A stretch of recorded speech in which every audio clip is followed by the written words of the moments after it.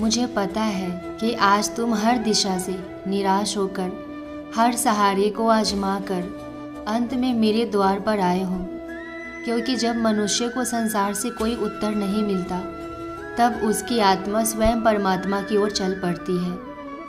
बच्चे, ये सत्य है कि हर व्यक्ति के जीवन में कम से कम एक बार ऐसा समय अवश्य आता है जब उसे लगता है कि जहाँ भी जाए, जिस किसी से भी उम्मीद रखे, उसे केवल निराशा ही हाथ लगती है और उस समय मन इतना थक जाता है कि आगे बढ़ने की इच्छा भी डगमगाने लगती है।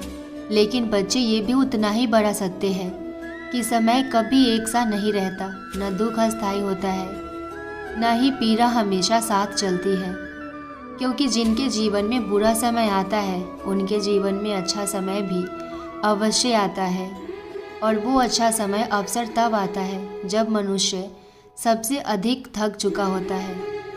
अच्छा समय आने से पहले जीवन तुम्हें संकेत देता है, लेकिन उन संकेतों को समझने के लिए धैर्य और दृष्टि चाहिए, क्योंकि संकेत शोर नहीं करते, वे चुपचाप तुम्हारे जीवन में परिस्थितियों के रूप में प्रवेश करते हैं। हर व्यक्ति के जीवन में उतार चढ़ाव आते रहते हैं। कभी सफलता सिर चढ़कर बोलती है तो कभी असफलता मन को बोझिल कर देती है। कभी रिश्ते सहारे बनते हैं तो कभी वही रिश्ते मौन होकर पीड़ा दे जाते हैं, और यही उतार चढ़ाव जीवन को परिपक्व बनाते हैं।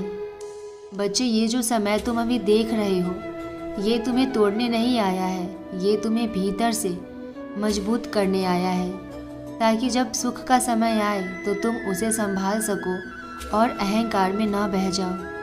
निराशा का समय इसलिए आता है ताकि मनुष्य अपने भीतर झांक सके, अपने विश्वास को पहचान सके और ये समझ सके कि उसका सच्चा सहारा कौन है। क्योंकि जब सब साथ छोड़ते हैं तब साई का हाथ और भी कसकर थामने को मिलता है।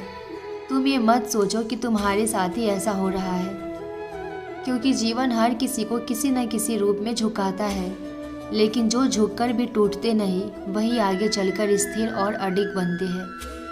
बच्चे, जब तुम्हें लगे कि सब कुछ समाप्त हो गया है तब समझ लेना कि कुछ नया आरंभ होने वाला है, क्योंकि अंत और आरंभ के बीच का समय ही सबसे अधिक पीड़ादायक होता है।